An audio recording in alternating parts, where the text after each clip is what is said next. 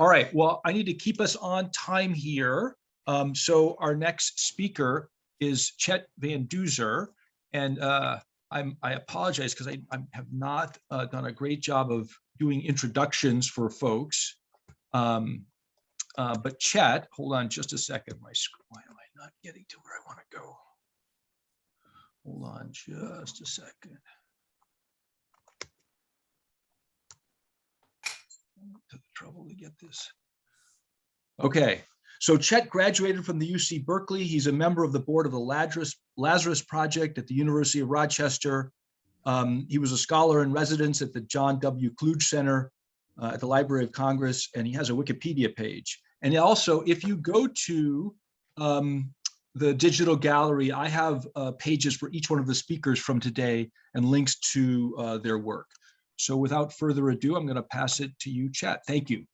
Well, thanks very much, Tom. It's a pleasure to be here today. Let me go ahead and share my screen.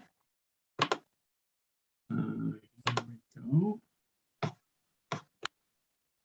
Is that coming through? It is. Okay. Let's go back to the beginning here. Second. So I'm giving a quick preview of an article of mine that just came out titled Colonialism in the Cartouche, Imagery and Power in Early Modern Maps.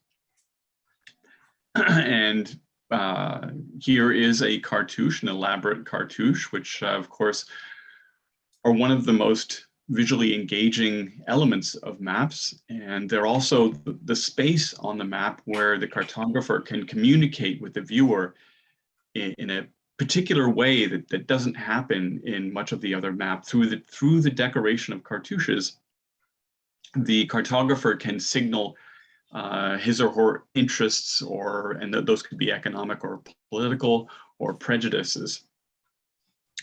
J.B. Harley has written about cartouches. The cartouche is the pictura loquens, or speaking picture of cartography. Like the emblematic title page or frontispiece, it serves to abstract or epitomize some of the meaning of the work as a whole. And Stephanie Pratt has written, far from being marginal, the cartouche constitutes the map, which is a quite extravagant statement. And yeah, I'm not going to spend a lot of time discussing it right now, but basically it's another way for her to say that the cartouche is really the most important part of the map. So my definition of cartouche, when I started working on this subject, I found that the definitions that were available were not really accurate or satisfactory. So a framed device containing text or decorative elements together with associated adjacent imagery. And the idea of framing, I think, is key. If there's no frame, it's just an illustration on a map, an inset illustration. And the frame can be composed of various objects. So it doesn't have to be a rectangle or an oval or anything of that nature. In this case, the frame is composed of the landscape and the trees that grow up around the title information on either side. And it's worth mentioning that I don't think the frame has to be complete in order for the object to qualify as a cartouche. So in this case, the two trees don't quite join together. So one could say, well, it's not a completed frame, but I think that we really can't doubt that this nonetheless qualifies as a cartouche. And it's important that in trying to define and talk about cartouches, we recognize that the elements outside of the frame are also part of the cartouche decoration. So here we have this frame, sort of oval shaped around the title information, but then we have these decorative elements that are immediately adjacent to that frame and need to be considered as part of the cartouche. So here we have the Native Americans, we have a mountain above the frame, we have animals, and then this landscape that stretches off to the left and right, and all of that is to be considered part of the cartouche. And sometimes the collection of figures outside the frame, but nonetheless, part of the cartouche can be quite large and can be much larger than the framed material. So in this case, we have the title of the map, Africa, framed, and it's quite small compared to this large collection of animals and humans outside of the frame, but that's all part of the cartouche. So J.B. Harley and David Woodward have written that maps are specialized intellectual weapons by which power could be gained, administered, given legitimacy, and codified. And cartouches often make very clear the role of maps as tools of colonial ambition. So the idea of my article is to examine some cartouches where the colonial imagery is particularly striking. And in this brief talk, I'm just going to go through one of those examples, one of the examples that I discuss in my article, which is this map here by Heinrich Scherer of North America. Wow. And it's beautiful. It's a fantastic map, and yeah, I'll go through very quickly, but there's a lot more that I say in the article about this map than I have time for here.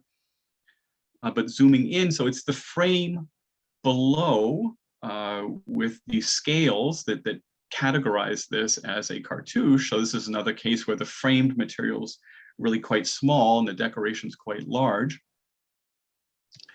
And what we have are 3 maps showing the territorial claims in North America of the French, the Spanish, and English. So this cartouche speaks in a very direct way to the use of maps to proclaim colonial possessions. So we have the French claims, which are Louisiana and the Great Lakes, indicated in this map. And the title of the map is Through the Hopes of the French. And then we have a Spanish gentleman holding a map and that shows the Spanish claims, and they are New Mexico and California, which is indicated as an island. And the title of the map is Through the Care of the Spanish. And then we have an English gentleman and a map indicating the English claims, which is basically the eastern seaboard.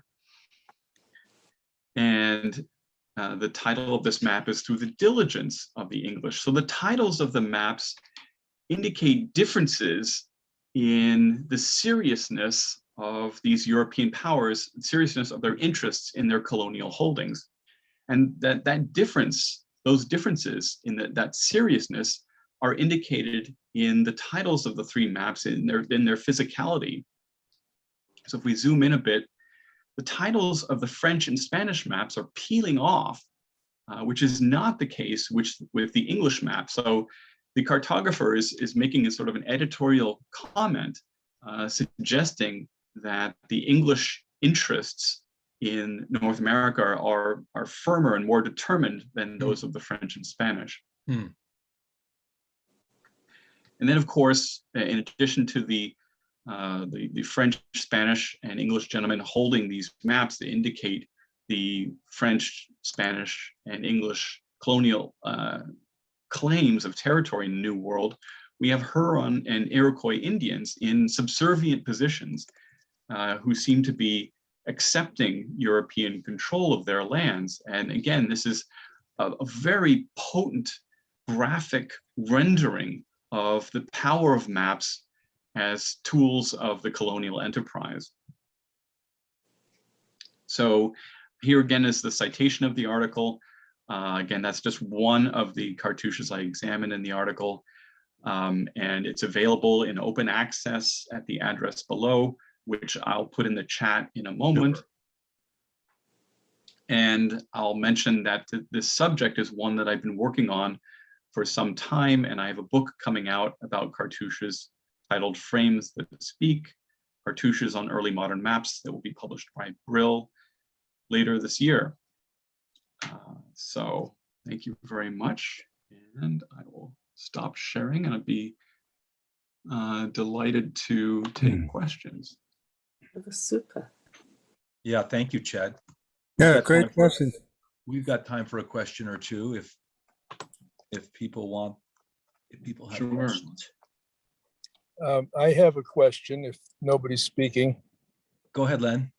Uh, First is, I always enjoyed the Vischer maps because many times, at least one or two times that I've seen it, one of the Vischer is a huge map family, but I forget his first name. He would put his image in the cartouche, and it was almost like a stamp of authenticity that it was his map. What I'm interested in is, Chet, if you come across other cartographers who've inserted their image in or the cartouche or near the cartouche. Yes, well, as a matter of fact, that's a subject of great interest to me as well. And there is some bibliography on that subject. So if you shoot me an email, I'd be delighted to send you the references I have. And then in addition to the examples discussed in those articles, I discuss several examples in the book. And in fact, I end with a map where not only do we see not only is there an image of the cartographer surveying to make the map, there's actually an image of him drawing the cartouche, which is quite spectacular. Thank you. I will I email think- you. Include your I email think- in the chat so we could get in touch with you on this.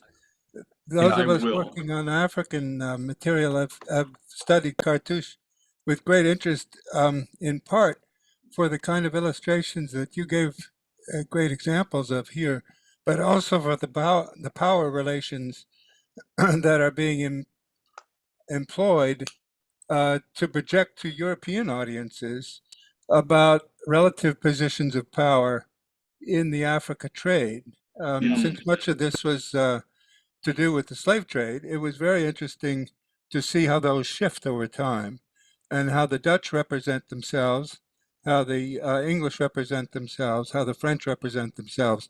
And different editions of the same map will have different cartouches to, in effect, suggest rather subtle changes, often by people Tim. who never attended Really or strict ever board, and were I on the really needed boat to impress them with. of West Yeah. Africa. In other words, these were images developed in Europe for Europeans, for European consumption. Yeah. Yes. And